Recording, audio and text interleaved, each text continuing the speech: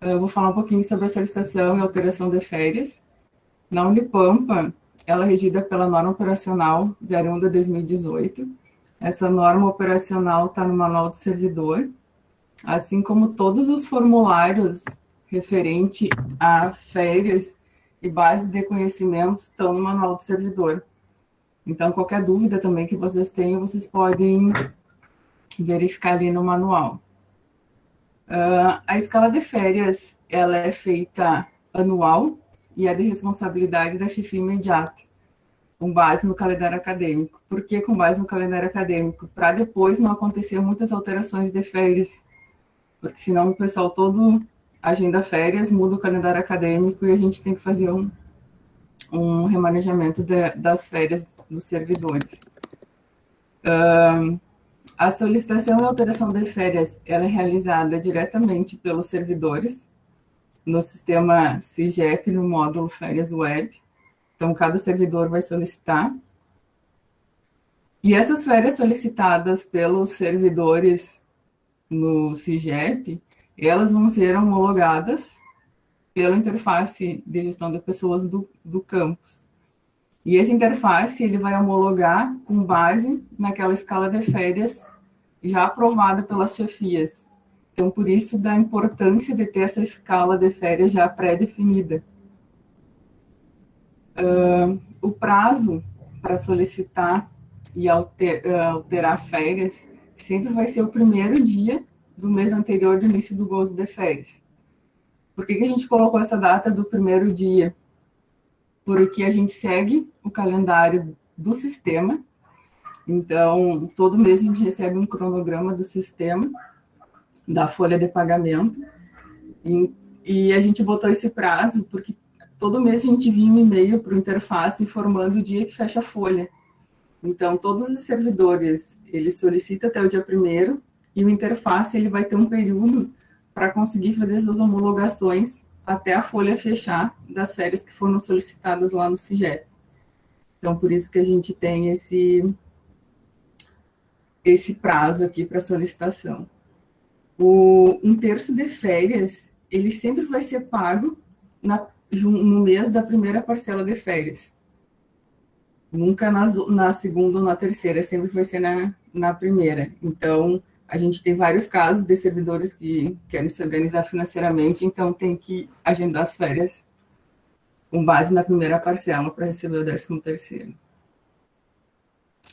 Agora, já com relação à interrupção de férias, eu fiz essa apresentação bem básica, assim, com as coisas que mais acontecem no dia a dia. As orientações completas mesmo, vocês vão conseguir no manual do servidor ali, para deixar mais com as coisas que a gente tem mais problemas e mais dúvidas, assim, do dia a dia com relação aos dois assuntos. Então, a interrupção de férias, ela é com base no artigo 80 da 8.112.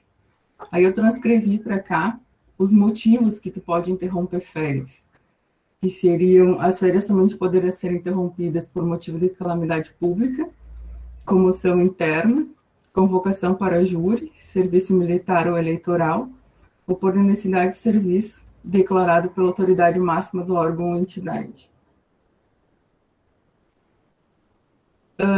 Como se faz a interrupção de férias?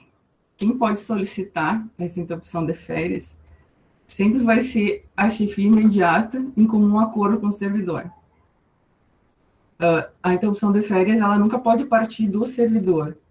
Então, quem vai fazer o formulário, quem vai solicitar a interrupção de férias sempre vai ser a chefia imediata. E ela só pode ser efetuada após o gozo de no mínimo um dia de férias. Esse é um dos erros mais corriqueiros que a gente tem, que é que o servidor pede, junto com a sua chefia, eles solicitam a interrupção de férias no primeiro dia. A gente não tem como interromper no primeiro dia, porque o servidor precisa estar em férias para poder interromper aquelas férias. Então, sempre tem que ser no mínimo no segundo dia.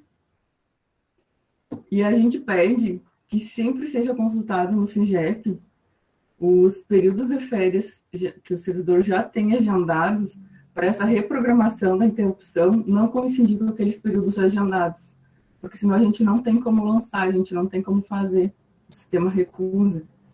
Então, ter sempre esse cuidado de consultar para ver o que já está agendado antes de reprogramar essa interrupção. O formulário de interrupção de férias, ele tem que estar sempre assinado pela chefia imediata e pelo diretor do campus.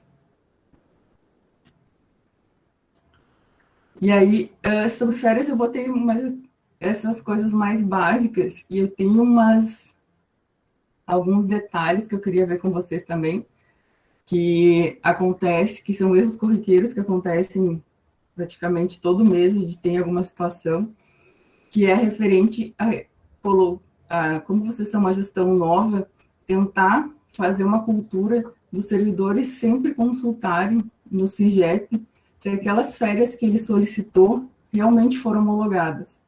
Porque já aconteceu vários casos do servidor solicita por algum problema e o interface não homologa, dá algum erro, alguma coisa, e aí quando o servidor vai tirar férias, vai consultar no CIGEP e as férias não estão agendadas. Então, tentar passar para criar essa cultura do pessoal sempre conferir as suas solicitações. Outra coisa que a gente precisa também é que a gestão junto com a interface, sempre quando o interface homologa umas férias no CIGEP, ele tem que transcrever aqueles períodos de férias para dentro do CI, que o CI é o sistema gerencial da NUPAM. É através do CI que vão ser gerados relatórios. Então, o CIGEP tem que estar sempre igual ao CI, para, quando forem gerados relatórios, não dar diferença de informações. E a gente tem muita dificuldade com relação a isso, porque muitas interfaces não fazem esse cadastro no CI.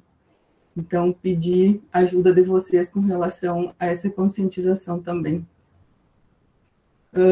Nos formulários, tanto de interrupção de férias ou alteração de férias, forem enviados para a DRMF, não precisa colocar um despacho à parte autorizando aquela solicitação.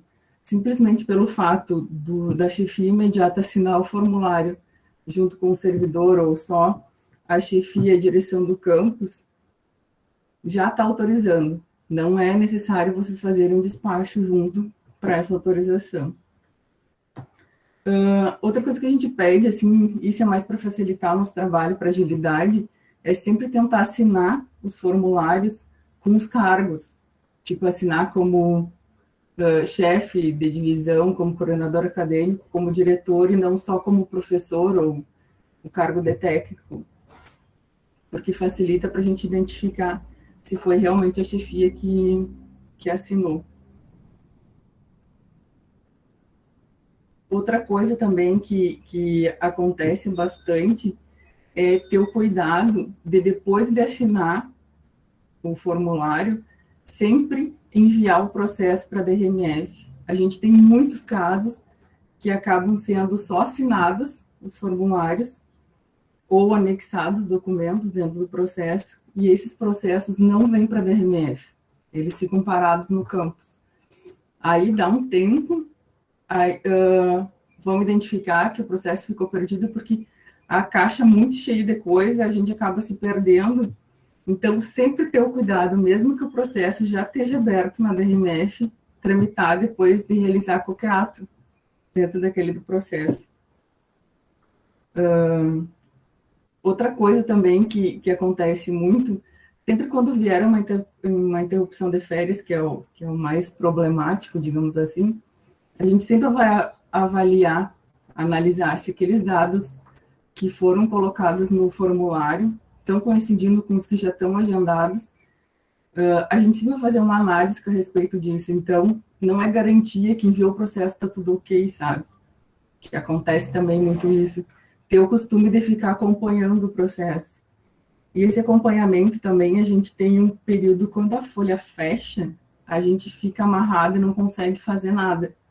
Então, às vezes, muitos processos são enviados durante o fechamento da folha, dá 2, 3 dias, o servidor já já questiona por que o processo está parado, não foi feito nada, é porque a gente tem esse período da folha fechada que a gente não consegue dar andamento nos processos. E até para vocês terem uma ideia, tipo, interrupção de férias, a gente analisa, se tiver tudo ok, a gente tem que solicitar uma portaria de interrupção de férias para o gabinete. Então, ele é um processo um pouco mais lento, porque não depende só de nós, da divisão.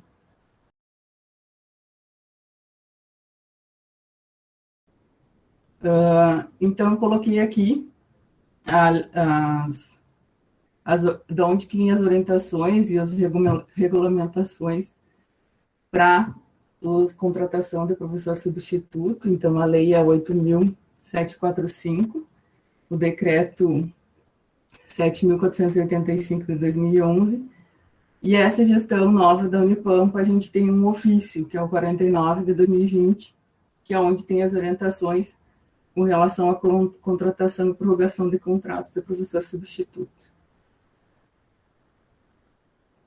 Sobre os contratos. A vigência máxima de um contrato é 24 meses. A gente pode fazer várias prorrogações dentro desses 24 meses, mas não pode ultrapassar a vigência de 24 meses um contrato. Outra coisa que é um problema que tem que ficar bem claro, assim, não é possível alterar o professor titular da vaga vinculada àquele professor substituto. Se aquele professor substituto foi contratado para substituir o professor X, ele vai até o final do contrato substituindo aquele professor X. Não pode ser alterado. Aqui é com relação ao professor substituto só ter acesso aos sistemas depois da inclusão da folha de pagamento. Como que funciona isso? Quando o professor substituto ele assina o contrato, ele, na hora da assinatura do contrato, ele informa a vigência, que seria o dia que ele vai começar a trabalhar lá no campus. Quando esse professor se apresenta lá no campus, o campus tem que encaminhar para a DRMF uma comunicação de exercício dizendo que aquele professor se apresentou e iniciou suas atividades. Só depois da gente receber essa comunicação de exercício, que a gente vai dar andamento no processo de inclusão desse professor na folha de pagamento. Por que a gente começa com a folha de pagamento? Porque é o sistema que gera o SIAP do servidor. Depois que a gente consegue esse SIAP, que seria que ele já está cadastrado, que a gente vai fazer o cadastro dele no SI, que é o sistema que vai habilitar para ele ter acesso a todos os outros sistemas da Unipampa, Guri, Moodle. É só depois desse cadastramento no SI. Então, a gente tem esse período, não é uma coisa muito imediata, como geralmente é solicitado para nós. Chegou a comunicar de exercício, amanhã o professor já está cadastrado. Então, tem um período para esse cadastramento. E até com relação aos professores substitutos que estão substituindo professores em cargos de gestão, diretor de campus, pró-reitor, para a gente conseguir incluir esse professor substituto na folha de pagamento, a gente precisa de uma autorização do MEC. Então, a gente abre um processo, solicita essa autorização para eles, e essa autorização, ela demora geralmente um mês e pouco. Foi o máximo até agora que a gente demorou, foi um mês e 10 dias, mais ou menos assim. Então, tudo depende, esses períodos todos depende do dia que o professor entrou em exercício. Por exemplo, se ele entrou em exercício hoje e ele pegou o início do fechamento da folha, mesmo que a gente já tenha comunicado de exercício em mãos, a gente não consegue fazer nada a respeito desse cadastramento, porque a folha está fechada, a gente precisa esperar a reabertura. Então, só para vocês terem uma noção de como funciona os prazos para esses cadastramentos. Aí, já com relação à prorrogação de contratos, como que funciona a prorrogação de contratos? A gente tem um controle aqui na DRMF, junto com o controle que vocês devem criar ou ter nos campi, um mês antes de encerrar aquele contrato ou acabar, chegar no prazo final, a gente sempre vai enviar um processo para o campus consultando se o campus vai querer prorrogar ou rescindir aquele contrato. E nesse processo, a gente sempre vai anexar aquele ofício 49 do gabinete da Unipampa, porque naquele ofício é onde tem o prazo até quando eu posso prorrogar um contrato. Agora, com essa gestão, o gabinete que define a data máxima de prorrogação de um contrato, no caso. Então, a gente já instrui ali no processo, já coloca o ofício, a gente sempre coloca o afastamento do professor efetivo dentro do processo, já para auxiliar, para vocês, quando pegarem o processo, terem todas as informações para decidirem o que vai ser feito, se vai ser prorrogado ou não. E a gente informa a data máxima que o contrato ainda está vigente. Qual é o procedimento com relação a isso? Vocês vão ter que justificar detalhadamente o porquê vocês estão querendo aquela prorrogação, ou simplesmente vão pedir para ser feita a interrupção, a rescisão daquele contrato. Antes de pedir uma prorrogação, eu peço sempre que vocês analisem esses 3 itens, que é o período do afastamento do professor efetivo, porque a gente não tem como prorrogar um contrato com data posterior ao encerramento do afastamento do professor efetivo. O máximo que a gente consegue é se as férias, por exemplo, um afastamento terminou no dia 10 e as férias começam no dia 11, não tendo lacuna entre o término do afastamento do professor efetivo e início das férias, a gente ainda consegue manter aquele contrato pelo período das férias e depois disso tem que ser rescindido. Sempre analisar também a data máxima autorizada pelo gabinete da reitoria. Hoje em dia, eles estão fazendo mais ou menos baseado no calendário acadêmico. Eles deixam prorrogar o contrato por mais um semestre. Não é feito mais como antigamente, que a gente conseguia prorrogar por um ano. E sempre antes de pedir a prorrogação, cuidar a vigência dos 24 meses do contrato. Ver quanto tempo falta o contrato ser encerrado nos 24 meses, mesmo que o afastamento do professor efetivo continue, a data máxima autorizada pelo gabinete continue. Daí aqui, como eu já tinha falado, que o campus vai precisar justificar a necessidade de prorrogação de forma detalhada. E aí, depois que vem esse processo para DRMF, justificado pelo campus com a sua solicitação, se for uma prorrogação, para a gente fazer um aditivo de contrato, a gente vai encaminhar esse processo para o nosso pró-reitor de gestão de pessoas, para ele analisar se vai autorizar ou não aquela renovação de contrato. Não é uma coisa automática, o campus solicitou, vai ser realizado, ainda tem essa análise do pró-reitor. Se for autorizado, a gente vai fazer o aditivo de contrato e vai comunicar ao campus que foi feita a prorrogação. Já sobre a rescisão de contrato, não tem muito que ser comentado, assim.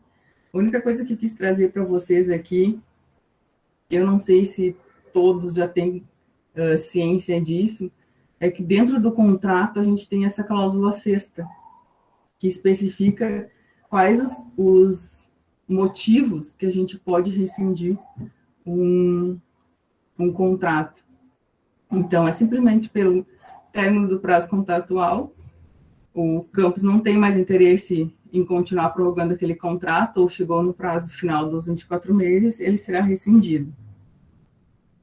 Por iniciativa do professor substituto, no caso, desde que ele comunique o campus com uma antecedência de no mínimo 30 dias.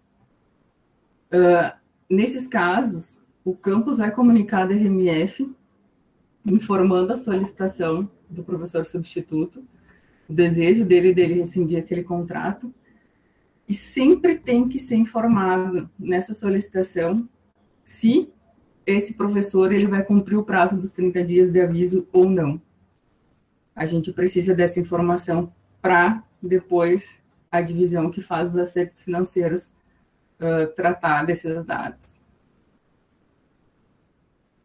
Outro motivo é por iniciativa, no caso do campus, nos casos em que é apurada a infração cometida pelo professor, mediante sindicância sumária, essa será demitida, além de ser responsabilizada civil ou penalmente pelo ato, sem prejuízo de indenização e erário público, se for o caso. Então, é um outro motivo para a gente poder rescindir um contrato.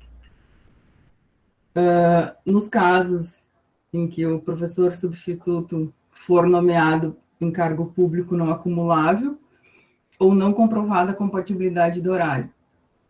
Como que é analisada essa compatibilidade do horário? No momento que um candidato vem para assinar o contrato, ele sempre vai ter que declarar se ele acumula um cargo ou não. Então, se ele acumula cargo, ele já vai ter que instruir um processo de acúmulo de cargo. Aqui eu já estou entrando num outro assunto também, mas pegando o gancho daqui, porque é uma coisa que é a direção do campus que precisa atestar, porque esse professor vai informar o acúmulo de cargo dele, vai informar o horário que ele acumula cargo em outra instituição, e o coordenador acadêmico ou o diretor, eles vão atestar que aqueles horários que o professor está declarando são compatíveis com os horários que ele vai fazer junto ao campus.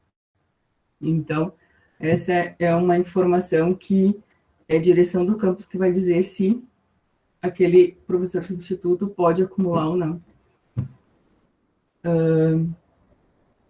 Outro motivo é se a vaga ocupada pelo professor substituto vier a ser preenchida mediante concurso público para nomeação em cargo efetivo. Esses são casos que a gente consegue o professor efetivo é nomeado, aí a gente libera o professor substituto que está vinculado àquela vaga. E o último caso é o caso do titular da vaga retornar do afastamento ou licença. Não tem como manter o professor substituto se o professor efetivo titular daquela vaga retornar ao trabalho. Então, é onde mais a gente rescinde contrato em cima dessa letra F. Então, é uma das coisas que mais acontece. E seria isso, pessoal. Eu vou deixar aqui os contatos com relação de dúvidas com relação a férias. A gente tem um e-mail específico de férias, ou vocês podem mandar para o Geraldo da RMF também. E qualquer outro assunto, vocês também podem encaminhar para a DRMF. Não tem problema, qualquer dúvida pode ser encaminhada pelo nosso e-mail da DRMF, ou às vezes muitos já têm o costume de nos chamar no chat ali do Gmail. E a gente sempre vai respondendo assim que as dúvidas forem chegando.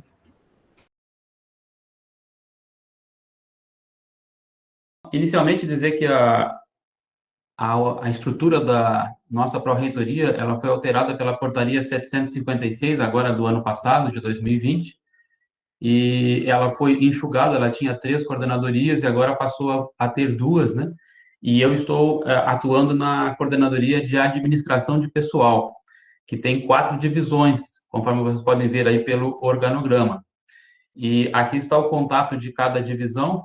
A divisão de concessão de pagamentos, temos como chefe a Rosane Maria Cielo, a divisão de aposentadoria e pensão, a Raquel Ferreira Simões Pires, a divisão de registros e movimentos institucionais, a CIRD, da PIB Jornada, que vocês já conheceram agora na palestra inicial, e também a divisão de acompanhamento funcional e afastamentos, que é o colega Éder Pereira da Silva, que vai falar na sequência agora do nosso ciclo de palestras. Então, aqui estão os contatos, depois vocês que vão receber essa apresentação, e aí poderão usar esse recurso aí para nos contactar. O que a coordenadoria faz? Ela atua diretamente na execução das ações que visam o provimento de cargos, né? Tanto de servidores efetivos como de temporários, no caso, professores substitutos, e também no cadastro dos sistemas governamentais e gerenciais, o SI, que nós temos, né, o módulo RH, e também o CIAP e o CIGEP, que são sistemas governamentais. E nós fazemos o controle também dos assentamentos funcionários dos servidores, o registro de férias, né? Um ponto importante é a operacionalização da folha de pagamento, o registro de frequências também envolve a progressão, a movimentação dos servidores, a questão de remoção, redistribuição, a verbação de tempo de serviço e aposentadoria e pensão.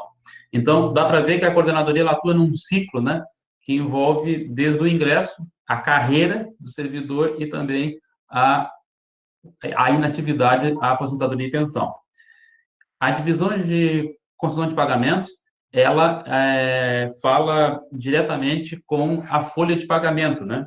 É uma coordenadoria que implementa as ações, né, para fazer a atualização, a manutenção da folha e também a concessão de benefícios. Ela é aquela divisão que a gente chama, é o pessoal da folha, é essa divisão de concessão de pagamentos, que é formada por essa equipe, que tem a Rosane, a Ana Paula Barcelos, a Ana Paula Gracioli, a Flaiane e a Marcela Medina. Casualmente, é uma equipe bem feminina, a da folha de pagamento, né? Ocasionalmente, né? Porque com essa formação aí. A divisão de aposentadoria e pensão é uma divisão que ela trabalha, né? Conforme diz o nome, com os processos de concessão de aposentadoria e pensão. Mas também tem o abono de permanência e também tem a averbação de tempo de serviço. Essa divisão, a gente compreende ela como algo muito importante na questão da capacitação, né, do, do aprimoramento desse conhecimento, porque as questões previdenciárias e de aposentadoria, elas estão em constante mudança. Agora há pouco, né, tivemos uma nova emenda constitucional que mudou bastante o nosso sistema previdenciário. Então, a equipe está em constante, né, capacitação e sempre, né, procurando fazer um atendimento para os servidores nesse sentido. Temos 4 servidores, a Raquel é a chefe da divisão, temos o Jerônimo Dias, o Rafael dos Santos e o Jonas dos Santos, que fazem cuidam, né, das atividades ligadas a essa divisão. Temos a divisão de registros e movimentações funcionais, que é a DRMF, que a Cirne, agora que fez a palestra inicial, ela é a chefe da divisão, e essa divisão ela atua no registro, no controle da movimentação dos servidores, né? Então, ela mantém atualizados os registros, o assentamento funcional digital, também cuida do sistema de férias web, né? E essa questão principalmente, uma tarefa importante que essa divisão faz, que é o acolhimento de novos servidores. Sempre que há a posse de servidores efetivos ou que há a contratação de temporários, substitutos ou visitantes, se houver, sempre será a equipe dessa divisão que faz os contatos iniciais e faz o acolhimento dessa pessoa, recebe a documentação, como já deve ter ocorrido, né, com algum de vocês, talvez. A equipe é formada pela Cirne, que é a chefe, temos também o Roberto Pinto, a Yasmin Bandeira, o Augusto Serpa e o Geraldo Fruto. Então, é a equipe que compõe essa divisão. A quarta divisão que nós temos na coordenadoria é a divisão de acompanhamento funcional e afastamentos. Essa divisão foi incorporada na coordenadoria, agora com essa reestruturação que foi proposta pela atual gestão através da portaria 756 de 2020. Então, a divisão, ela cuida do desenvolvimento dos servidores e da qualificação dos técnicos e dos docentes, e também das políticas de mobilidade, ou seja, redistribuição, remoção, acontecem no âmbito dessa divisão, certo? O Éder é o atual chefe da divisão, temos também a Paula Lopes, o Faustino Júnior, a Fernanda Chapinoto e a Elisiane Lima, que complementam, né, essa equipe da divisão de acompanhamento funcional e afastamentos. Em seguida, o Éder vai falar um pouquinho a respeito de um dos temas, né, que a divisão aborda, que é essa questão dos afastamentos e da licença capacitação. Então, o objetivo era só dar a vocês assim uma ideia, né, de como é Como é que a coordenadoria trabalha? Eu não quero me delongar muito, porque, sem dúvida alguma, houve um atraso aí na programação, né? Eu já peço desculpas por isso, mas foi involuntário. E qualquer informação que vocês precisarem, naquele segundo slide ali que está os e-mails de contato, vocês vão poder, né, ter mais informações e contatar diretamente cada divisão. A gente utiliza um e-mail institucional da divisão e da coordenadoria, porque aí qualquer servidor tem acesso. Não tem aquela, o servidor estava em férias e aí ninguém leu o e-mail. Não, mandando para esse e-mail da divisão, da unidade ali, vocês vão ter, alguém vai ler e vai, né, tratar do assunto da demanda que vocês precisarem. Uma sugestão que eu dou a vocês é que sempre que vão encaminhar algum assunto a respeito de vida funcional dos servidores, orientem os servidores a acessar o manual do servidor. Aí está o link do manual do servidor. Todos os pedidos são através de processo no SEI, e tem os interfaces de gestão de pessoas em cada unidade, que também podem dar um auxílio, esclarecer alguma dúvida. Mas se vocês precisarem de algum apoio, a gente está à disposição através daqueles e-mails que eu já fiz referência lá, e poderão nos contatar através desse e-mail disponível. Bem, isso era só uma visão, então, a respeito da nossa coordenadoria. Agora vamos falar, então, do tema vagas de docentes e editais, né, que é o assunto que tinha sido colocado aqui para mim conversar com vocês um pouquinho a respeito disso. As vagas, a gestão de vagas, ela é realizada, no caso de vagas de docentes, de professores do magistério superior, ela é tratada através do decreto número 7485, de 18 de maio de 2011, que instituiu o Banco de Professor Equivalente. As vagas de técnicos em educação, elas são tratadas pelo decreto número 7.232, de 19 de julho de 2010, que criou, né, o quadro de referência dos servidores técnicos administrativos. Então, esses dois instrumentos legais que balizam, né, a maneira que a gente trabalha com as vagas, né, a ampliação de vagas, enfim, do nosso quadro de servidores, tanto docentes como técnicos. Falar sobre o quadro de referência dos técnicos administrativos, o QRSTA, esse decreto 7.232, ele foi publicado em 20 de julho de 2010. E ele, evidentemente, ele instituiu, embora a data dele, 2010, esteja antes do Banco de Professor Equivalente, na verdade, o banco já existia desde 2007. E esse decreto que eu citei anteriormente, ele foi uma atualização. Então, passado algum tempo, de 3 anos depois, entrou em 2010 essa maneira de trabalhar com os técnicos administrativos semelhante à dos docentes, né?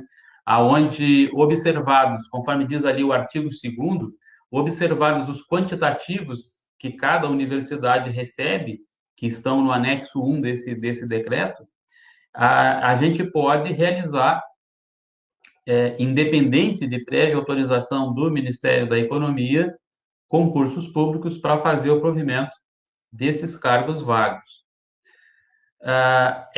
Esse decreto 7.232, ele foi atualizado pela portaria interministerial do MEC e do antigo Ministério do Planejamento e Desenvolvimento de Gestão.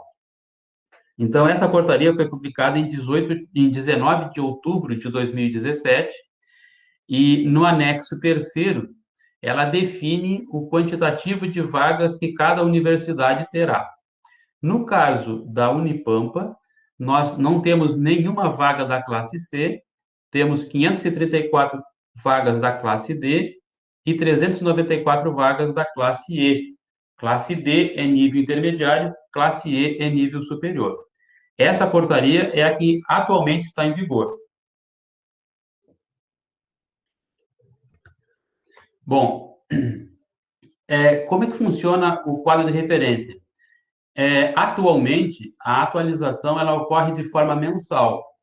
Então, após o fechamento da folha de pagamento, nós verificamos o quantitativo de vagas ocupadas, e o quantitativo de vagas desocupadas que nós temos. E vocês podem acessar o quadro de referência dos técnicos, ali naquele menu que tem no site da Progep, tem um menu, quem está de frente para o computador, ele fica à direita, né? Chamado menu links rápidos. Tem uma opção ali naquele menu que diz quadro de referência TAI. Esse aqui é o link também para acessar esse quadro. Ali, o quadro apresenta essa posição consolidada, mostrando, por exemplo, a posição de 15 de janeiro, que foi a última posição que nós fizemos o fechamento quando fechou a folha de pagamento de janeiro.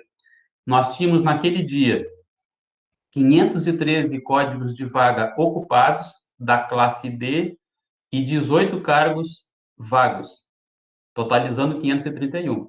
E tínhamos 379 códigos ocupados da classe E 12 códigos vagos, totalizando 391. Então, do universo de códigos do quadro de referência, nós tínhamos um total de 922 códigos nessa data. Bem, então, isso é o quadro de referência dos técnicos, né? Se vocês acessarem esse endereço aqui no link da Progep, vocês vão ver que, além dessa posição consolidada, ele também demonstra cargo a cargo, né? O quantitativo que existe para cada cargo técnico ativo, que situação de cargos ocupados e desocupados nessa data. Nós estamos fechando e atualizando esse quantitativo uma vez por mês, quando fecha a folha de pagamento. Amanhã, dia 11 de fevereiro, fecha a folha e nós estaremos, né, atualizando esse quantitativo no site da Progep. Falando agora sobre o banco de professor equivalente. Ele foi, né, eu vou fazer uma pequena história do banco de professor equivalente, porque ele é uma situação mais longa do que o quadro de referência dos técnicos. Então, tudo começou em 2007. Ali houve a publicação do decreto 6.097, que ele alterou um decreto, que era o 4.175 de 2002, e esse decreto, inicialmente, ele isentou as universidades federais de pedir autorização para fazer concurso para docentes efetivos e substitutos. Então, foi uma mudança. E, logo na sequência, houve a publicação da Portaria Interministerial número 22, de 2007. Vejo que em 2007 não havia ainda a Unipampa, né? Nós estávamos ainda sendo tutoriados pela UFPEL e pela UFSM nessa época. Então, em 2007, quando houve a publicação do Banco de Professor Equivalente, a primeira publicação, a Unipampa não constava dessa relação inicial. E em 2007, através dessa portaria interministerial, número 22, o banco de professor equivalente equivalia à soma dos professores de terceiro grau, como eram chamados naquela época, a carreira que havia, né? E os substitutos em exercício. Então, vejam, era professores efetivos e substitutos, e expressos na unidade de professor equivalente. A Unipampa foi incluída surgiu, né, no banco de professor equivalente em 2008. A portaria interministerial número 8 de 2008 é a primeira onde aparece a Unipampa, e nós tivemos, nessa época, 267 professores equivalentes, né, inseridos nessa portaria interministerial. Então, o marco legal do Banco de Professor Equivalente é 1º de julho de 2007. Antes de 1º de julho, havia necessidade de uma autorização prévia do Ministério do Planejamento e o MEC distribuir vagas para que a universidade, né, pudesse efetivamente fazer concurso, contratar ou nomear alguém. Após 1º de julho de 2007, com a criação do banco, a autorização de provimento passou a ser imediata para os casos de vacância, de exoneração, de aposentadoria, falecimento, redistribuição, sempre observando aquele quantitativo. Então, pensando na Unipampa, né, quando a gente estava ali com 267 professores, dentro desse quantitativo de 267 professores, a gente podia fazer a reposição imediata, sem solicitar ao Ministério do Planejamento a autorização para o concurso. Em 2009, nós tivemos um outro instrumento que afetou um pouquinho, né,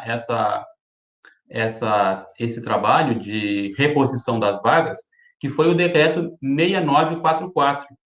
Ele instituiu medidas, né, sobre como deveriam ser realizados os concursos públicos. Ele definiu questões ali sobre o edital, e no artigo 10, parágrafo 2º, manteve-se ali essa questão da autonomia universitária para que, observado o limite que nós temos dentro do banco, né, do seu quadro docente, nós poderíamos continuar a fazer concursos sem a necessidade de prévia autorização do planejamento. Bem, aí em 2011 houve a publicação do decreto 7485, que é o que hoje, né, regulamenta a constituição do banco de professor equivalente e também a admissão de professor substituto. O que houve de diferente nesse decreto? Ele consolidou todas as informações que haviam, né, quanto a essa questão da admissão de professor substituto, que a lei 8745 ela, né, definia lá como regras para contratar temporários.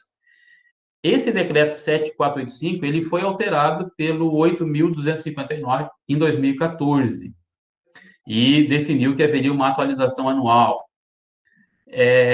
O que essa mudança de 2014 trouxe? Bom, ali em 2014 houve uma distribuição para as universidades de 2.700 cargos docentes e criou-se como definido no banco algo que a lei previa, mas não estava claro ainda no Código do Banco. Eles incluíram no nosso banco de professor equivalente o limite de 20% para a contratação de professor visitante e substituto.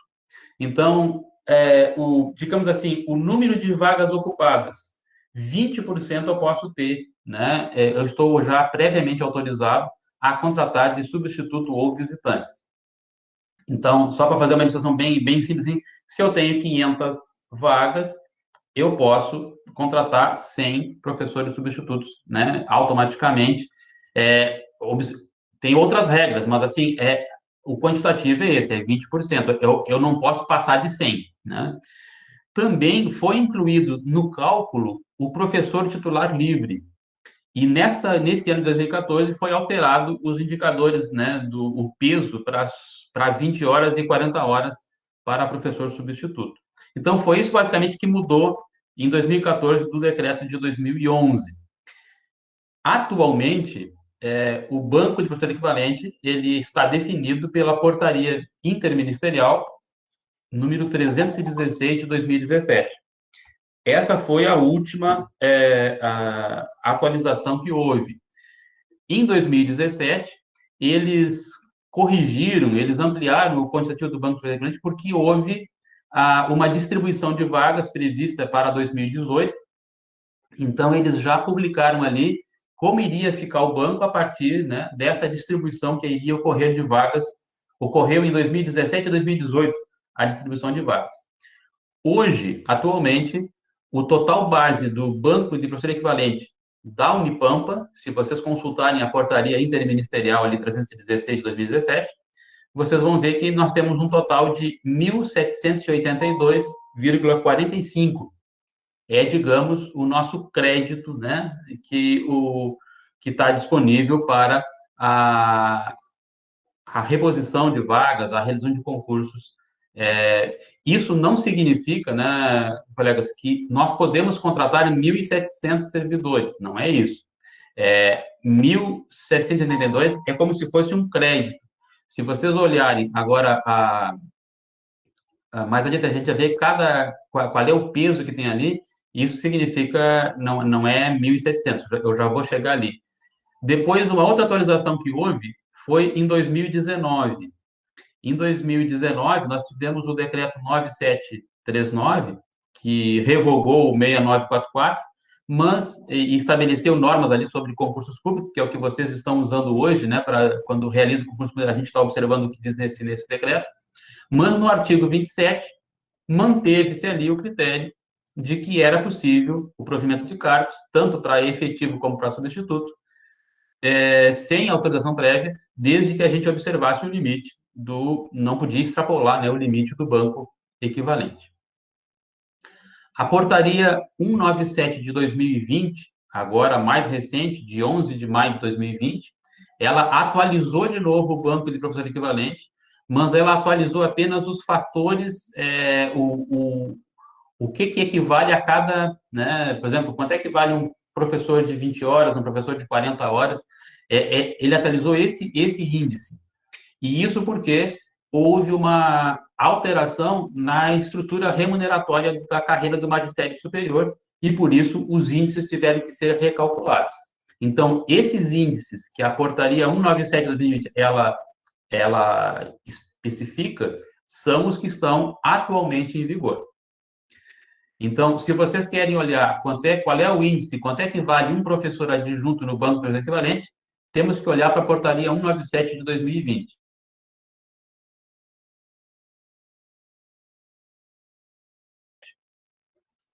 Então, de acordo com a posição desses instrumentos legais que eu estava fazendo referência, a posição do nosso banco de professor equivalente hoje está nesse formato. Ou seja, professor titular, nós temos ali, em regime de DE, o peso de 3,52. Professor do magistério superior DE, nós temos o peso de 1,65. E professor substituto 40 horas, 1 e 20 horas 0,60, que é o que mais a gente usa 0,60. Então, olhando para a portaria, no final da tabela de mostra ali, né? Olhando para a portaria 316 de 2017, nós temos um banco autorizado de 1.782,45. O total de vagas docentes que nós temos, né, e contratos de substituto em vigor em 15 de janeiro de 2021, que é a data que foi feita a última atualização do banco, lembra que eu citei? Nós temos uma ocupação de 1.534,99. Portanto, a gente tem uma margem, um superávit no saldo do banco de professor equivalente nessa data de 15 de janeiro de 247,46. Evidente que hoje já houve uma mudança, uma variação nesses percentuais, porque isso varia de acordo com a quantidade de contrato, com a quantidade de vagas, assim, a movimentação faz com que esse índice varie. Mas a gente tem que cuidar para que nunca extrapole os 1.782,45, senão aí é uma improbidade. O banco de professor equivalente, ele funciona da mesma forma que o quadro, ou seja, a gente faz uma atualização mensal, o ciclo que a gente faz é sempre quando fecha a folha de pagamento, e também nesse menu que está à direita no site da Project, no menu Links Rápidos, vocês têm a opção ali, Banco de Professor Equivalente. Aí está o link para acessar.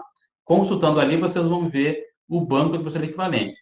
A posição que está lá no site, ó, em 15 de janeiro de 2021, é que nós tínhamos 2 vagas ocupadas para professor titular livre, tínhamos 864 vagas para professor do magistério superior ocupadas e 44 disponíveis, totalizando 908.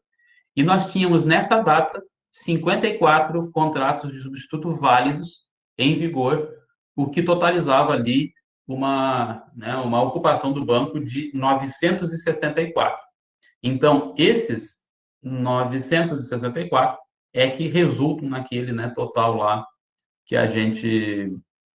Desculpa, o total ocupado ali, né? O total ocupado, 920, né? Esses 920 é que resultam naquela ocupação do banco ali de 1.500 e pouco pontos ali, né? Que eu demonstrei na planilha anterior. Bom, então essa é a maneira que funciona o banco de professor equivalente.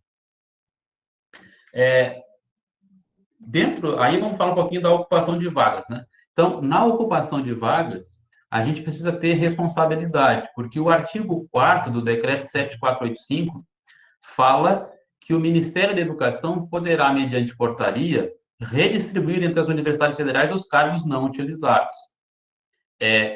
Nunca se usava esse recurso. Esse decreto é de 2011. A gente nunca se preocupou com essa questão, nunca foi uma questão vista pelo governo. Hoje, eles estão com uma lupa nesse artigo 4º aí, e já realizaram em 2019, pegaram códigos de vaga de universidades e distribuíram para outras, utilizando esse dispositivo que está no decreto 7485. É por isso que a gente tem que tomar cuidado para que não fique assim muito tempo, anos e anos, uma vaga de docente ou de técnico, né, desocupada no sistema, porque se ela ficar desocupada há muito tempo, eles vão fazer a busca desses códigos desocupados e vão redistribuir para outras universidades que estão com necessidade, certo? Então, é por isso que a gente, às vezes, pergunta, e a divisão de concursos e seleção, às vezes, consulta vocês, né, as equipes diretivas, para que mandem o perfil daquela vaga e façam um concurso para que a gente possa demonstrar que a vaga não está parada no tempo, mas está sendo, né, providenciada a ocupação dela. Como é que a gente programa a ocupação das vagas? O documento básico inicial é a portaria número 109, que ela é de 12 de maio de 2017. Então, essa portaria, no artigo 1º ali, ela define os procedimentos que vão ser adotados pelas universidades para encaminhar as estimativas de acréscimo ao orçamento de pessoal, referentes ao banco de professor equivalente, ao quadro dos técnicos, vejam, o item 1, o inciso 1 e inciso 2, né? E o quadro de pessoal das instituições. No artigo 2º, fala que as universidades têm que encaminhar até o dia 30 de abril de cada ano essa previsão. Então, digamos assim, as vagas que a gente vai ocupar agora, em 2021, já foram previstas e encaminhadas em 30 de abril de 2020. As vagas que nós vamos ocupar em 2022 serão, né, em cima de uma previsão que a gente vai realizar em abril de 2021, até abril, né, de 2021. Então, o que acontece em abril? Com vistas ao provimento de cargos nos bancos, de professor equivalente e do quadro de referência, é feita essa informação ao MEC, né? E também o inciso 2 desse artigo 2º, ele prevê que a ampliação do banco também tem que ser prevista até 30 de abril. Então, como em 30 de abril até 30 de abril de 2020 não houve nenhuma previsão de ampliação do nosso banco, isso significa que durante todo o ano de 2021 nós não teremos vagas adicionais àquelas que estão no banco.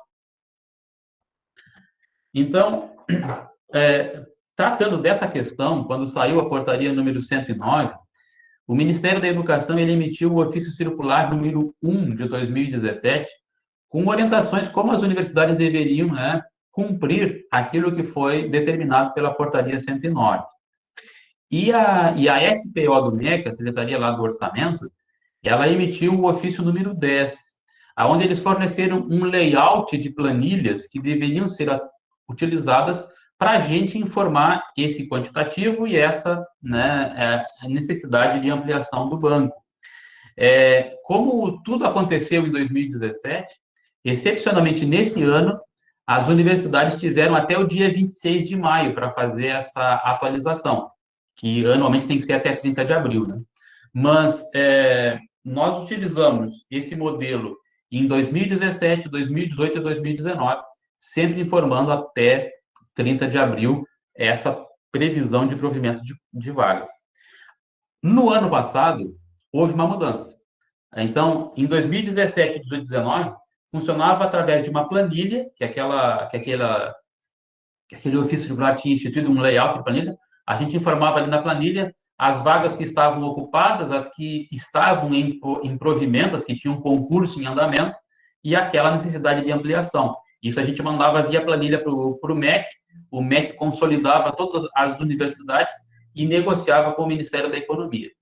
A partir de 2020, mudou o procedimento. Nós passamos a utilizar uma funcionalidade do SIGEP.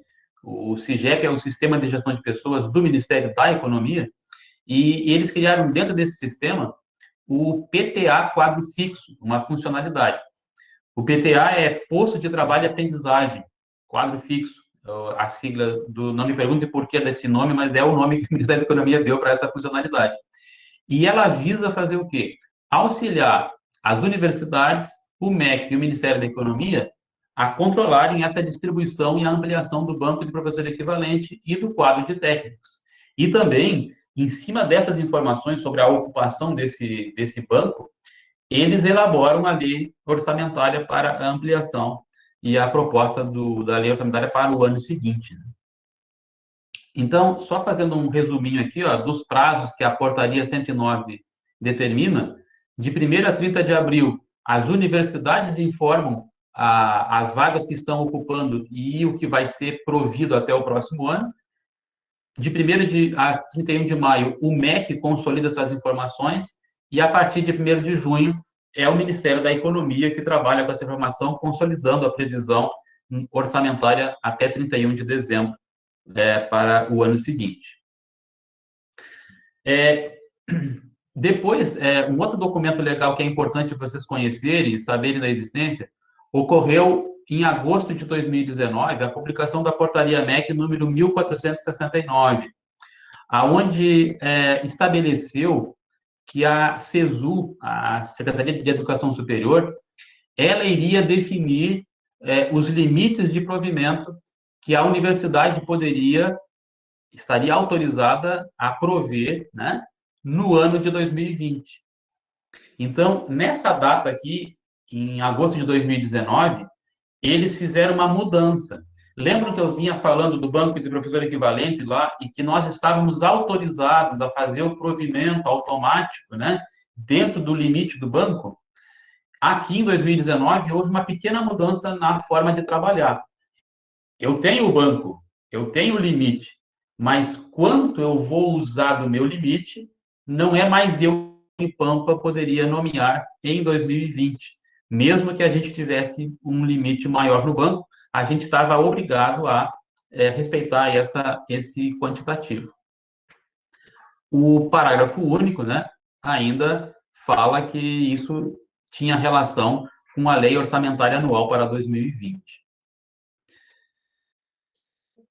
Em cima dessa orientação, houve a publicação do ofício circular número 1 de 2020 da CESU, ali em 8 de janeiro de 2020, aonde eles notificaram, digamos assim, as universidades, lembrando que os limites de provimento, tanto do banco de professor equivalente quanto dos quadros de requerimentos técnicos, ela não estava autorizada e que as universidades tinham que esperar que a CESU divulgasse os quantitativos que eles poderiam prover.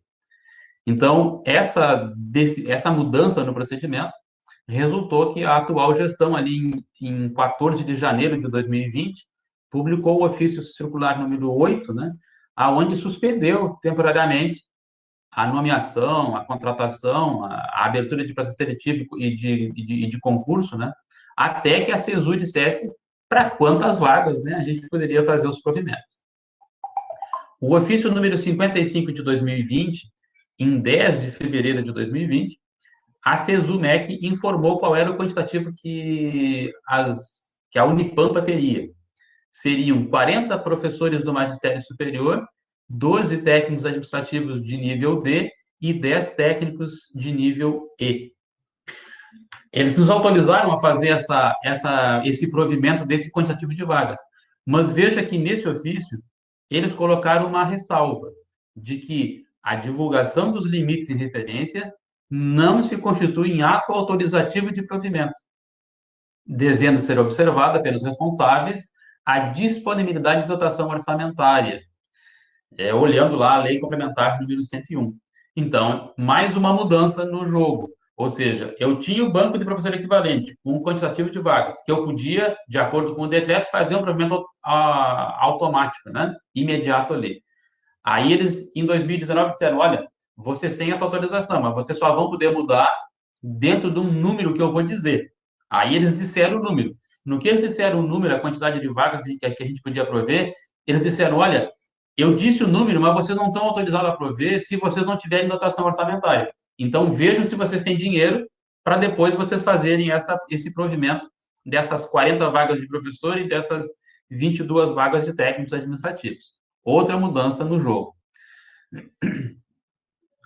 Bom, aí vejo que eles falavam ali que a gente tinha que observar as orientações contidas no ofício circular número 8 da SPO, Aí, o que que dizia o ofício circular número 8 da SPO? O ofício circular número 8 ele dizia que a secretaria iria tratar sobre as despesas com pessoal ativo. E no item 2 desse ofício, eles fazem referência à regra de ouro, aquela que o gestor público não pode contratar mais do que ele tem recursos para pagar. Então, e no item 3 eles ainda disseram que em função dessa regra constitucional, eles estavam dizendo que a alocação, o provimento de vagas, as despesas de pessoal, né, elas estavam condicionadas a uma aprovação de projeto de lei lá no Congresso. Então, eles fizeram uma amarração aí, né? Ou seja, eles disseram nessa época, em 4 de fevereiro, que os gestores tinham que cuidar da regra de ouro, e nessa época a gente sabia que não sabia ainda qual era o recurso que a gente teria, então, para nomear, para prover, foi necessário ficar esperando que saísse o orçamento. Em 27 de maio, ali, houve a Lei Complementar 173, que complicou mais a situação ainda, porque a Lei Complementar 173, ela alterou a Lei Complementar 101, e no artigo 8º, ela disse que estavam proibidas, até 31 de dezembro de 2021, admitir, contratar pessoal ou realizar concurso público. Aí, né, foi aquele impacto na gestão de todas as universidades, essa, né, mudança na forma de trabalhar com o provimento, com a ocupação de vagas. Foi só em 30 de agosto de 2020 que se resolveu. Porque aí, ali, a partir de maio, ali, quando foi publicada essa lei complementar 173, começou uma série de discussões e um entendia de uma forma, outro entendia de outra forma, o que eram as reposições que estavam isentas desse impedimento aí. Foi só em 30 de agosto de 2020 que, através do parecer número 13053, o Ministério da Economia ele disse que as vacâncias poderiam, né, as vacâncias estavam entre as exceções à vedação de admissão ou contratação de pessoal. Então, eles entenderam ali embaixo, né, por essa razão, entende-se que o mais adequado é adotar uma interpretação estritamente literal do dispositivo em questão, de modo a considerar que toda e qualquer vacância de cargo efetivo ou vitalício, independente de quando tenha ocorrido, poderá ser preenchida durante a vigência do regime restritivo, aquele que diz que vaga nova eu estou proibido de prover até 31 de dezembro desse ano. Então, quase no fim do ano de 2020 é que eles chegaram a esse entendimento, que houve, assim, digamos, um consenso. Só que eles continuaram dizendo que eles continuaram dizendo aqui que eu poderia fazer o provimento só quando se eu tivesse orçamento. Inicialmente eles disseram que eu não podia prover, depois eles disseram, não, está proibido prover. Aí depois eles disseram, não, em agosto. Agora vocês podem fazer a reposição, só que vocês têm que ter orçamento. E nessa época, em agosto, o orçamento ainda estava indefinido, se a gente ia ter dinheiro ou não para chegar até o final do ano com a folha de pagamento.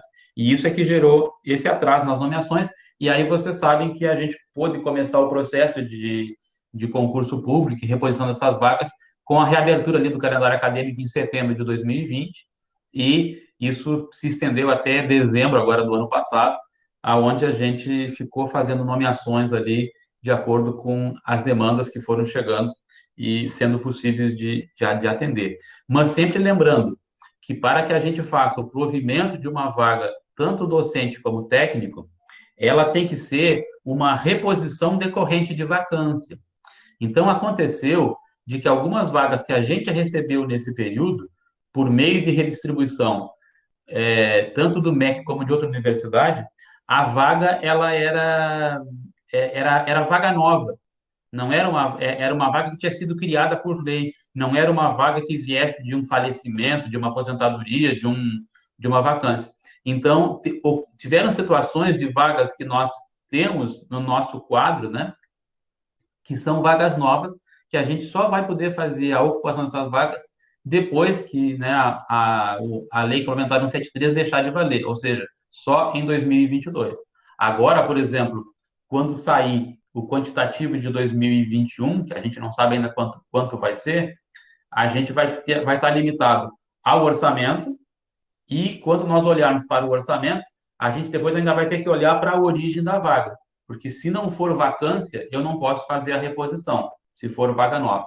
Então, esse é um detalhe interessante agora, para quando vocês analisam os processos de redistribuição de servidores do campo de vocês, que vocês verifiquem se a vaga que a outra universidade está dando para a Unipampa é uma vaga oriunda de vacância ou é uma vaga oriunda ou é uma vaga nova.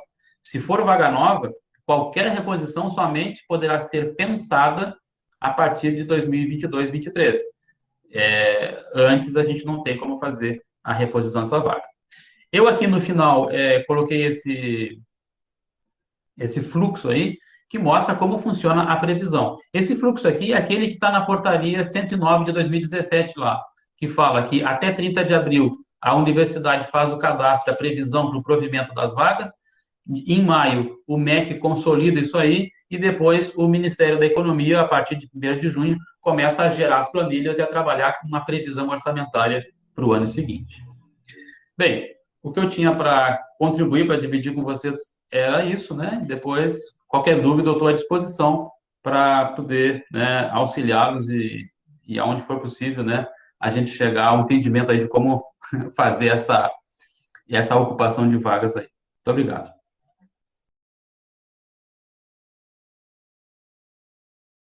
Então, eu estava falando, os assuntos escolhidos para hoje foi o afastamento para qualificação e a licença capacitação. Como o Daniel já relatou, né, a DAFA atua com diversos processos, entre eles o afastamento para qualificação e a licença para capacitação. Então, voltando ali, por que capacitar os servidores públicos? Né? Porque isso deve ser uma preocupação permanente da administração pública. E isso, o que pode agregar ao serviço público? Né? Então, conhecimento, a qualidade do serviço, habilidades do servidor para desenvolver seu trabalho, né? O resultado, né, que é do trabalho, né, o reconhecimento, a eficiência, uma série de qualidades. Né? Então, em 2006, foi publicado o decreto 5707, né, que trazia as diretrizes para o desenvolvimento de pessoal na administração pública. E agora, no 2019, né, foi publicado, então, um novo decreto, o decreto 9991, que substituiu o decreto 5707, e passou a regulamentar os dispositivos na Lei 8.112. Então, o artigo 87, que fala da licença para capacitação, e os artigos 95 e 96A, que falam quanto aos afastamentos, né, para ações de desenvolvimento de pessoal.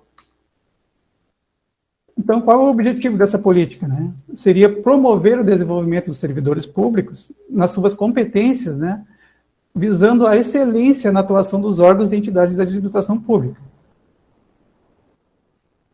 Com isso, né, todos os órgãos da administração pública, eles foram obrigados a desenvolver um plano de desenvolvimento de pessoas, é o PDP. E nesse plano, que ele deve ser elaborado anualmente, deve estar todas as necessidades de desenvolvimento de servidores, né, em quais áreas que o órgão pretende, né, que seus servidores se qualifiquem, né, e se capacitem. Então, a elaboração, o monitoramento e a avaliação desse documento, eles são realizados via sistema online, né, junto ao CIPEC. Quem faz a gestão desse plano aqui na Unipampa é a DADCP, que está organizando esse evento, né, que é o antigo NUDEP, que é a divisão de avaliação, desenvolvimento e capacitação de pessoal. Então, sempre que o servidor for se afastar, tanto para qualificação como para capacitação, antes de ele se afastar, ele tem que consultar a DADCP para ver se aquela ação de desenvolvimento que ele está planejando fazer está enquadrada no PDP da Unipampa. Como é que ele vai fazer isso? Ele vai fazer uma consulta à DADCP, perguntando se aquela ação está prevista no plano da Unipampa. Caso não esteja, há a possibilidade de solicitar que seja incluído no plano aquela área. Só que a revisão do plano, que era mensalmente, a DADCP poderia todos os meses solicitar a revisão. Agora, com o novo decreto, a instrução normativa que foi publicada agora em fevereiro, dia 13 de fevereiro, passou a ser trimestral. Então, a cada 3 meses, a DADCP, a Progep, né, vai poder solicitar ao CPEC a revisão do plano, podendo acrescentar novas ações.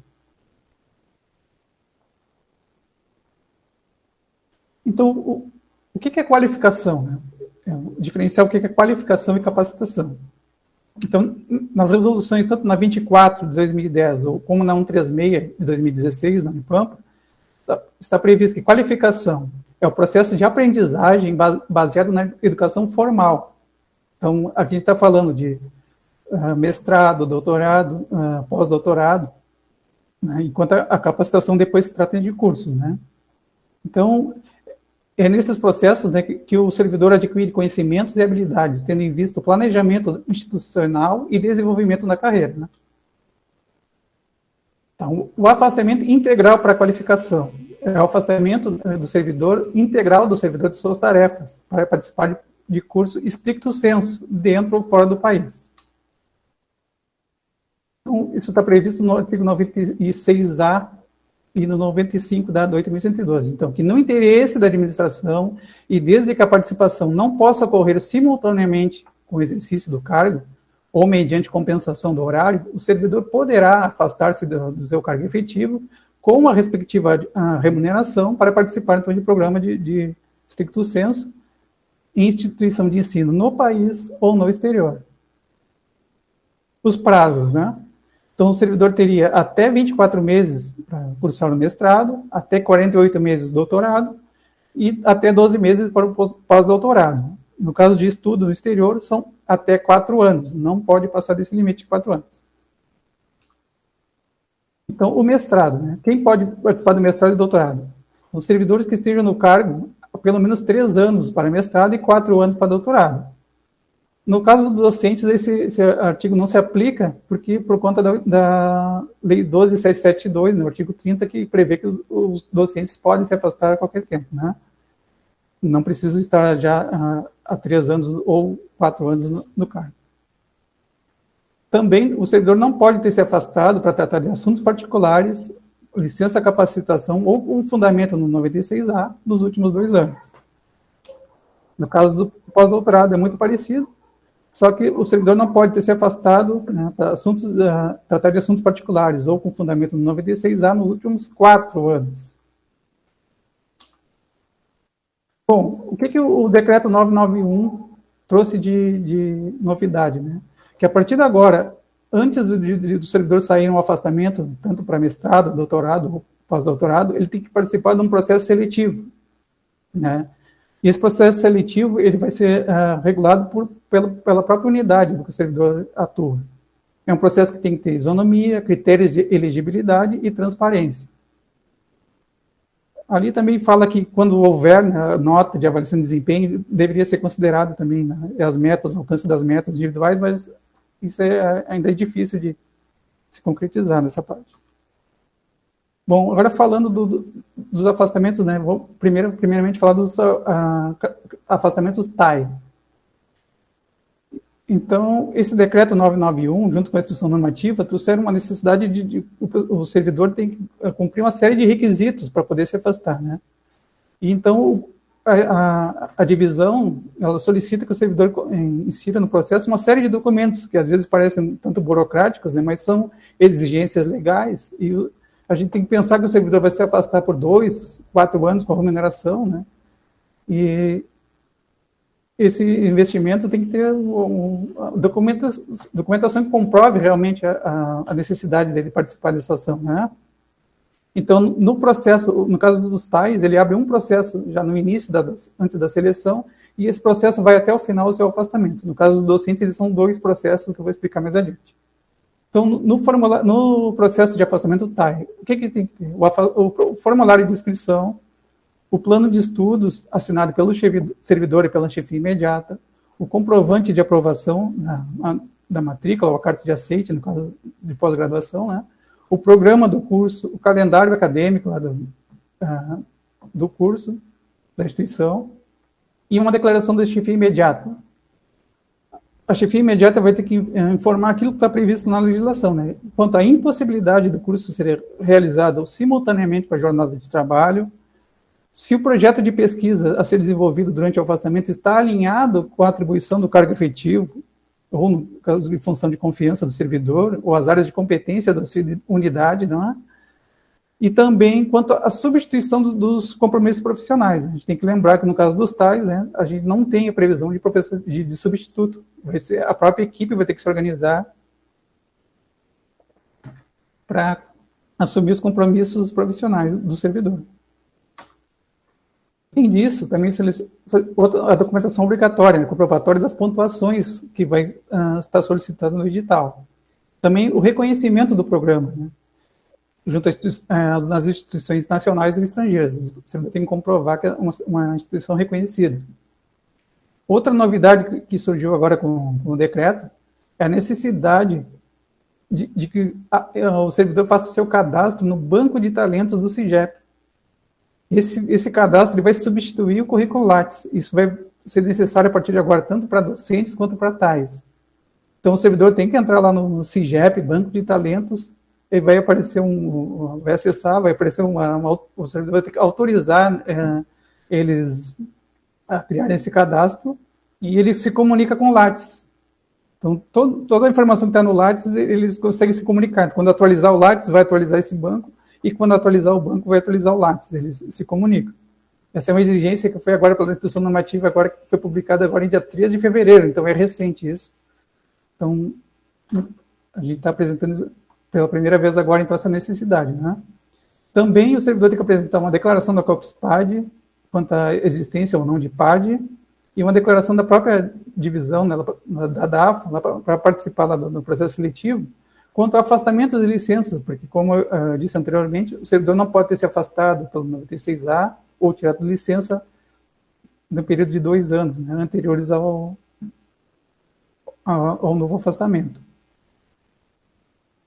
Essas declarações, tanto da COPS-PAD quanto da DAFA, o servidor pode solicitar, através de um processo no SEI, o chamado processo de solicitação de documentos funcionais. É o mesmo processo quando o servidor vai pedir redistribuição, que ele abre esse processo e encaminha nas unidades da PROGEP, na COPS-PAD, perguntando sobre aqueles relatórios ali, aquelas declarações. Então, pode ser o mesmo processo. Bom, além disso, depois de finalizada a chamada interna, o servidor vai ter que colocar então, o resultado da chamada interna no processo. Esse resultado tem que ser homologado pela comissão local de capacitação, né? E também é interessante se passar pelo conselho também para homologar, né? O parecer da comissão local de capacitação referendado pelo dirigente máximo da unidade ou conselho do campus, né, como eu falei. Uma declaração da DADCP, que é a divisão, que é o antigo do DEP, né, a Divisão de Desenvolvimento e Capacitação de Pessoal, quanto à previsão do PDP, que eu falei anteriormente. A ação que o servidor vai desenvolver tem que estar prevista nesse plano, senão o servidor não pode se afastar. E também a DADCP vai informar, né, quando o servidor fizer a consulta, qual é o trecho do PDP onde está previsto. Ele vai ter que também apresentar uma declaração dizendo, está previsto no PDP e vai apresentar o trecho onde está previsto. Essa consulta, a DADCP, também existe um processo, né, que é a consulta de necessidade de capacitação. O servidor pode encontrá-la no manual do servidor, que depois eu vou deixar o link ali para vocês. Então, também aqui nesse caso, a chefia imediata vai ter que se manifestar quanto à substituição dos compromissos, né? Se o servidor tiver CD ou FG, ele vai ter que solicitar, como aqui vai ser um afastamento superior a 30 dias, ele vai ter que solicitar a exoneração da CD ou a dispensa da FG. Então, em caso necessário, poderão ser solicitados outros documentos complementares.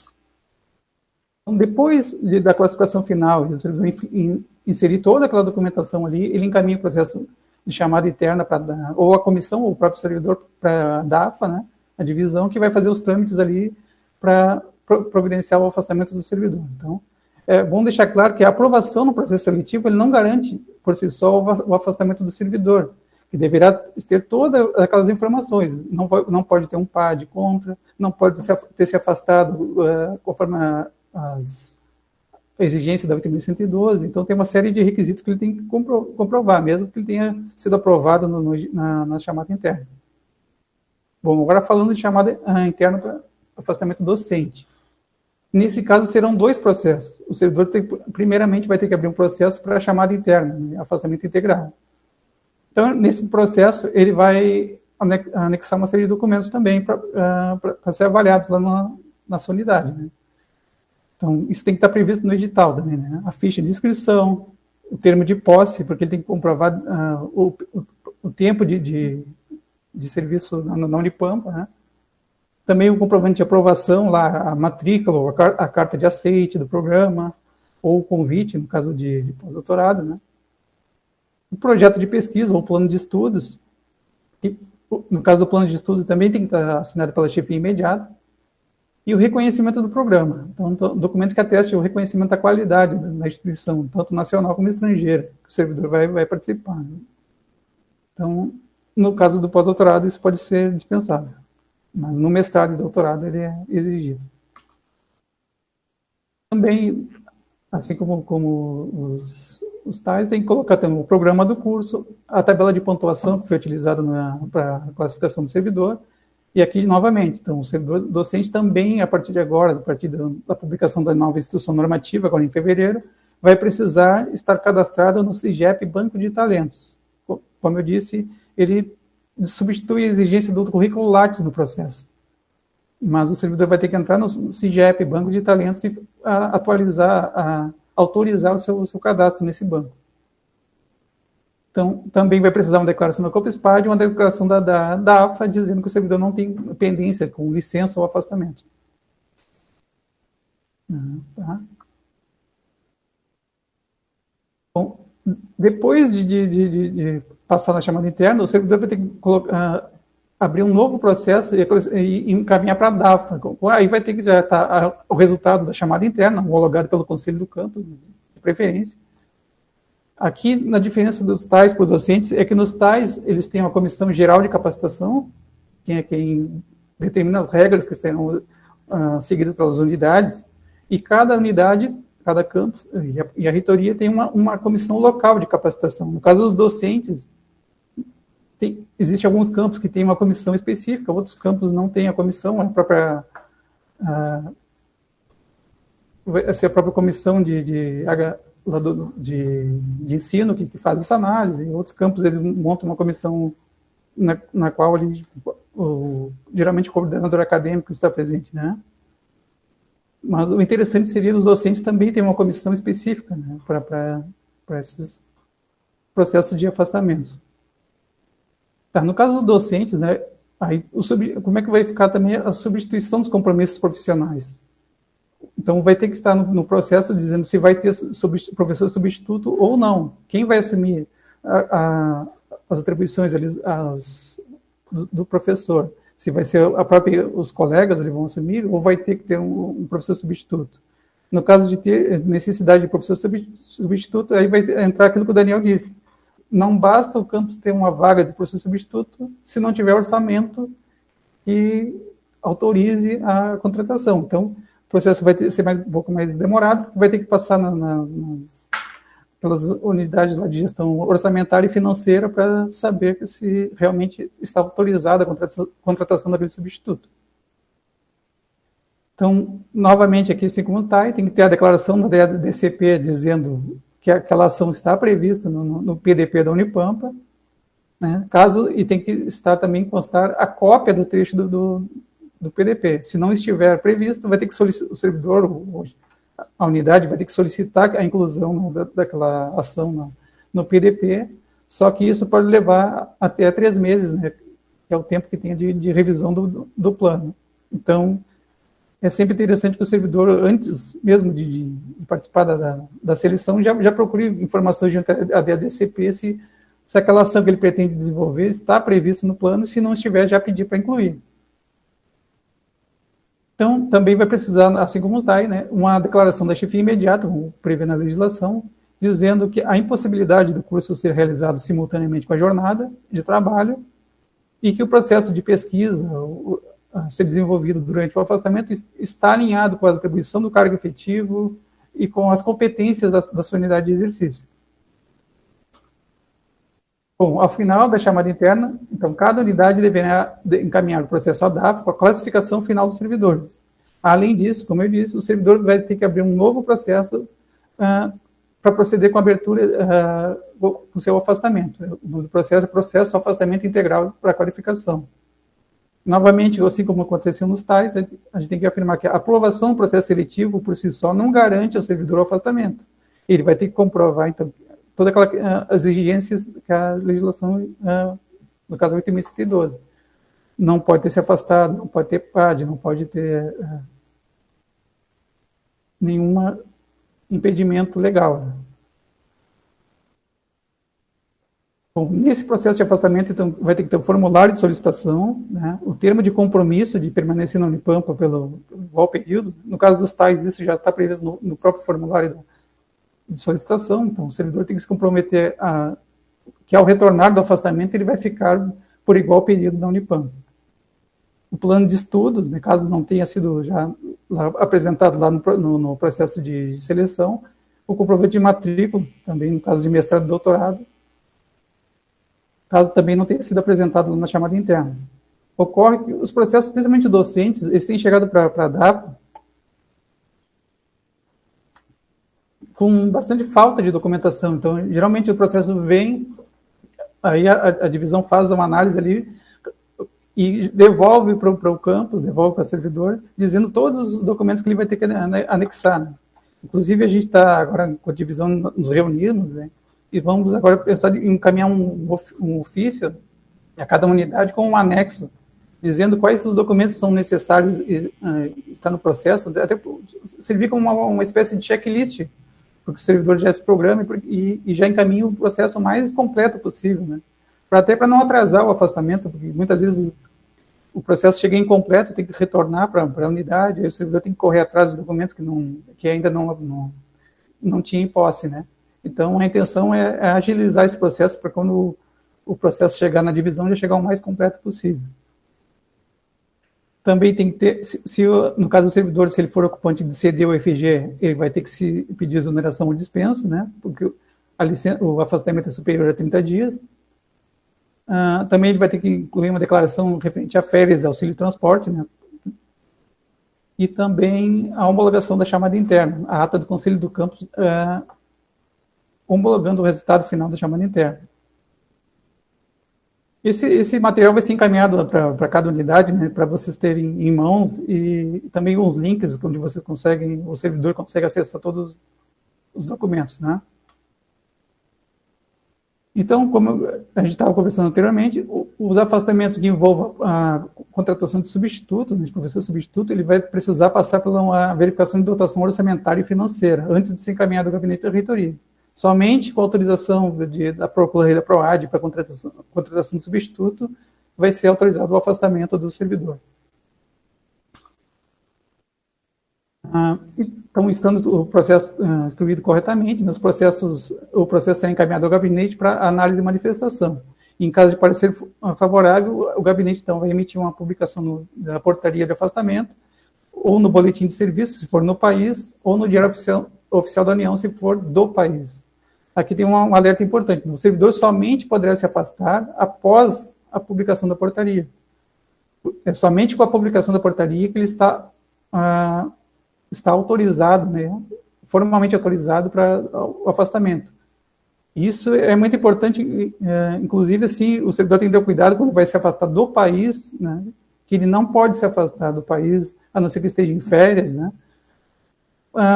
ele sem uma autorização publicada no Diário Oficial da União. Ele vai ter que fazer o processo de afastamento, encaminhar para ser aprovado na sua unidade, ser encaminhado para a PROGEP, para que seja solicitado ao gabinete a publicação da portaria. Sem a publicação da portaria, o servidor não pode se afastar do país. Bom, além disso, durante o curso, isso é muito importante, né? Principalmente a chefia imediata fica atenta a isso, porque a gente tem também verificado que o servidor, durante o curso, ele se esquece de mandar os relatórios, né, os atestados, né? Então, durante o curso, semestralmente, o servidor tem que apresentar o relatório de atividades, tem que apresentar o atestado de frequência e tem que também o parecer do orientador quando couber, né, quando for mestrado, doutorado. Isso é importante, né? O processo está o melhor instruído possível, porque senão no retorno do servidor, o servidor vai ter que apresentar tudo isso no retorno, né? Mas o interessante é que semestralmente, até porque haja um acompanhamento de que o servidor realmente está desenvolvendo as atividades, né? Isso está previsto no artigo 34 da resolução 24 e no 38 da resolução 136. Então, ao final do curso, o servidor deve apresentar, então, aí o relatório final do curso, em até 30 dias, né, após o seu retorno, o certificado ou diploma, né, obtido no curso, a cópia da ata de defesa da dissertação ou da tese, se for o caso, e uma declaração na biblioteca. Antigamente, o servidor precisava colocar toda a tese ou a dissertação no processo. Atualmente, a gente entendeu que pode aceitar somente uma declaração da biblioteca do campus, né, dizendo que o servidor entregou a dissertação ou a tese lá na biblioteca.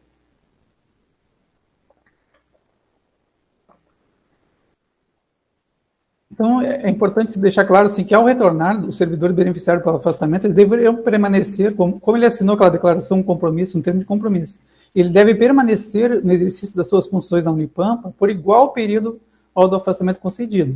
Então, no caso do servidor que saiu para o doutorado, ele vai ter que ficar, e gozou dos 4 anos de afastamento, antes de pedir exoneração, vacância, ele vai ter que permanecer por 4 anos em exercício na Unipampa. Caso ele venha solicitar vacância, exoneração ou aposentadoria, antes desse prazo que está previsto no inciso 4 do parágrafo 4 do artigo 96A da Artigo 112, ele vai ter que ressarcir o investimento, né, ao erário. Ele também vai precisar ressarcir caso ele não obtenha o título ou grau que justificou seu afastamento, salvo em hipótese de comprovada força maior, né, ou caso fortuito, que vai ter que ser analisado pelo dirigente máximo da instituição, no caso o reitor. O reitor pode dispensar o servidor, nesse caso entender que a justificativa dele não ter concluído o curso, muitas vezes envolve a questão de saúde, né, do servidor, né, isso justifica ele não ter concluído o curso. Bom, agora falando um pouco de capacitação. Então, se a qualificação ela é um afastamento para um estudo formal, né, no caso da capacitação são cursos, né, cursos que é um processo permanente, a capacitação de deliberação de aprendizagem, né, e utiliza as ações de treinamento e aperfeiçoamento para contribuir com o desenvolvimento das competências institucionais do servidor. Isso também está previsto na resolução 24 e na 136. Então, o que é a licença capacitação? A licença capacitação ela veio substituir a licença prêmio que havia antigamente, né? A licença prêmio, o servidor que tivesse 5 anos de efetivo exercício e demonstrasse assiduidade no cargo, ele poderia se afastar por 90 dias, era uma espécie de uma licença prêmio, era um prêmio, né? Só que em 2007, né, foi publicado um decreto alterando uma lei, alterando o artigo 87 da 8.112. Então, não mais foi chamado de licença prêmio e passou a ser tratado como uma licença capacitação. E tem uma série de requisitos que o servidor tem que cumprir para ter acesso a essa licença, né?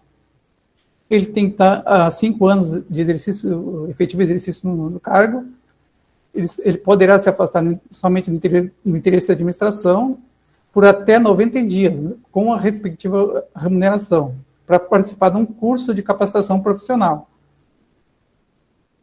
Então, essa licença ela pode ser concedida para ações de desenvolvimento presenciais à distância ou híbrida.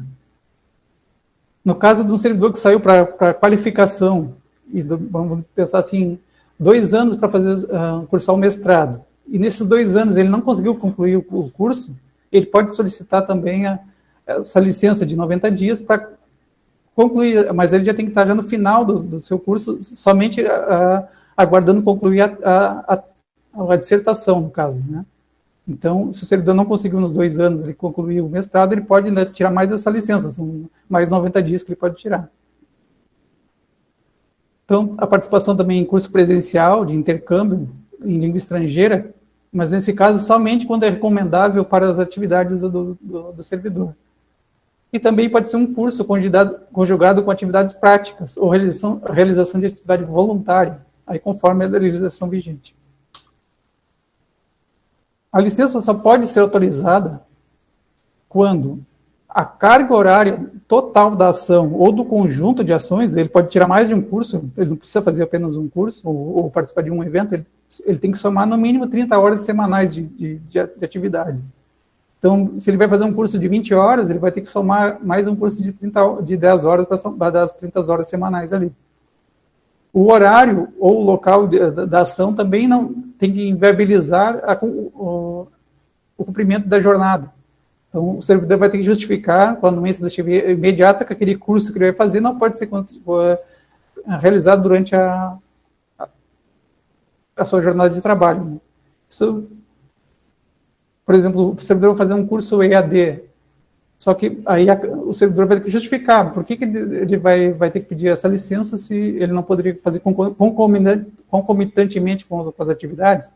Aí tem que estar justificada no processo pelo servidor e pela chefia. Bom, a licença pode ser parcelada, ela pode ser parcelada em até 6 períodos, sendo que o menor não pode ser menores que 15 dias. Então, para dar as 30 horas semanais ali, se o servidor tirar 15 dias de licença, ele vai ter que cumprir uma carga horária de curso ou de eventos ali de 65 horas, se for 30 dias, 130 horas, né, e no máximo 90 dias, ele vai ter que participar de ações ali de 390 horas, vai ter que comprovar. Então, também o interstício entre uma das parcelas e a outra, ele tem que ser, não pode ser inferior a 60 dias. Então, se o servidor vai tirar 3 parcelas, ele vai tirar 45 dias, ele vai precisar. Ele vai tirar em 3 parcelas, ele vai tirar 15 dias, depois vai ter que aguardar no mínimo 60 dias para tirar outros 15 dias, e depois aguardar no mínimo 60 dias para tirar os outros 15 dias. No caso de afastamento por período superior a 30 dias consecutivos, se o servidor for ocupante de CD, de cargo de direção ou função gratificada, ele vai solicitar a exoneração ou dispensa, né?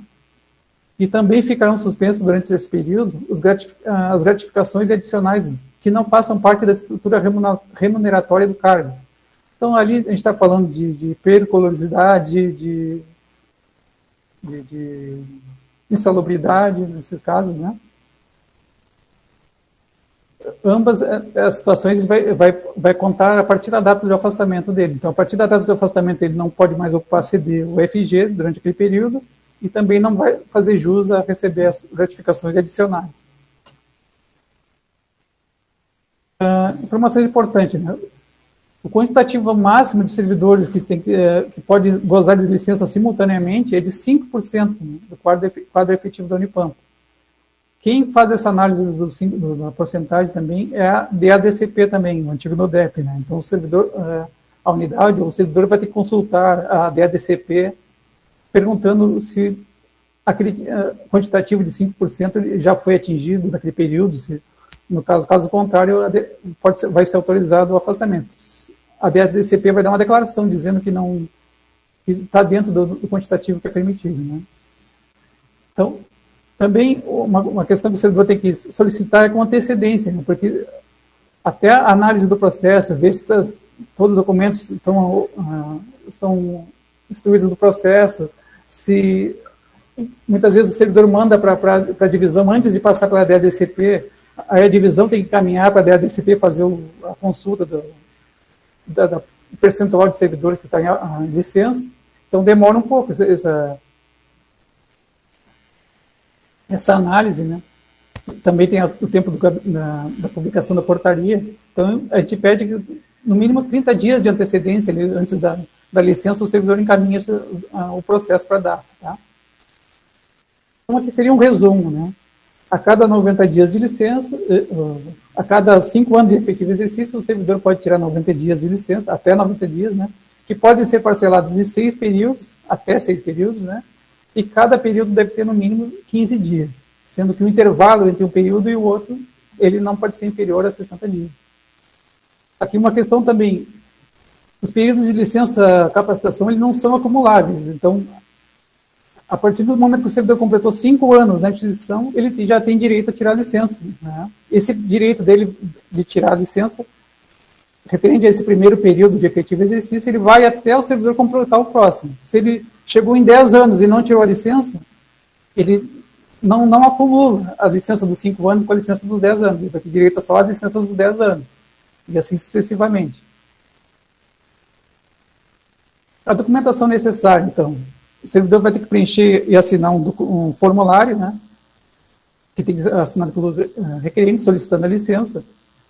Também vai ter que estar a declaração da DADCP informando sobre a previsão dessa ação de desenvolvimento no PDP.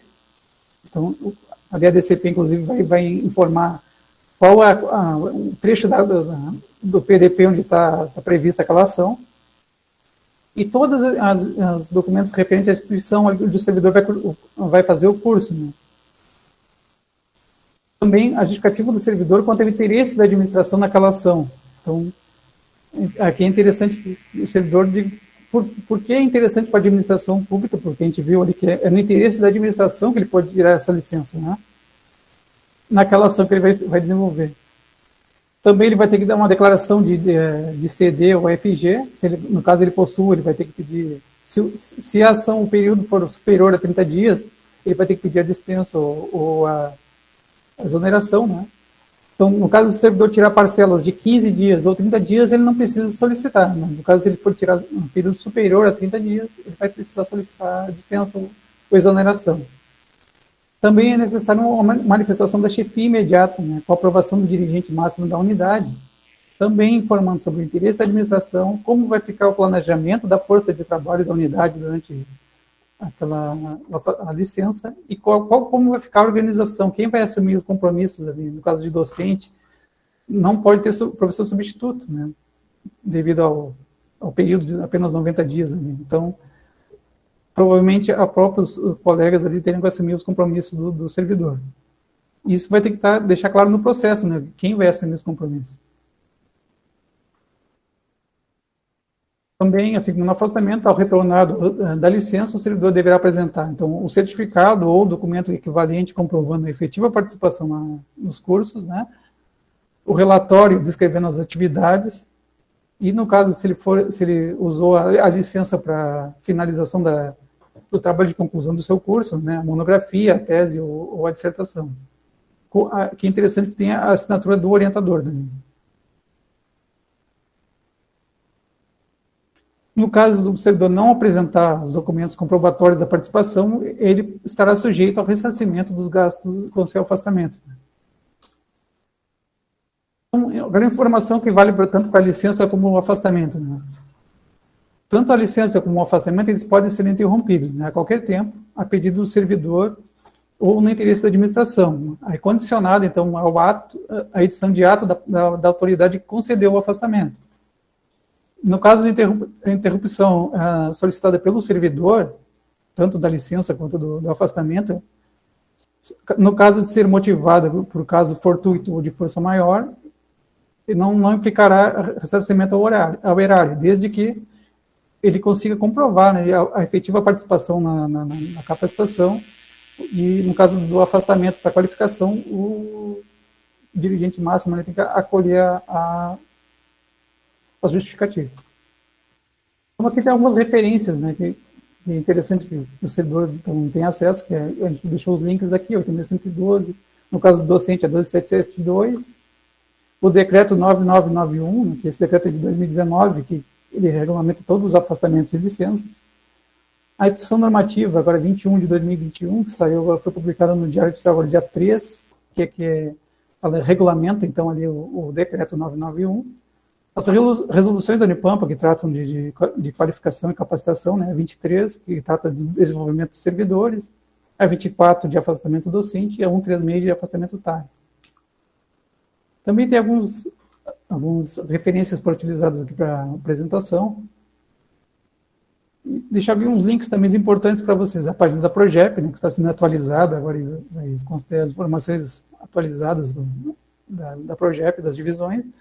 o manual do servidor, onde estão todos os processos que eu apresentei aqui, tanto de afastamento, de licença, estão com seus links lá, tem a base de conhecimento que o servidor pode acessar lá quando for abrir o processo, e também a carta de serviços, né, que está sendo desenvolvida pela Proplan, onde vão postar todos os serviços das unidades, e a Progep já está agora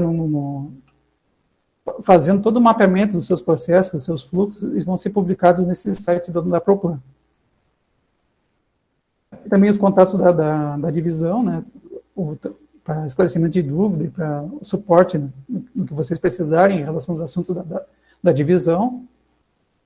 Então, o e-mail ali, tem os ramais que agora, no momento, a gente não está utilizando por conta do home office, os e-mails de cada servidor que atua na divisão.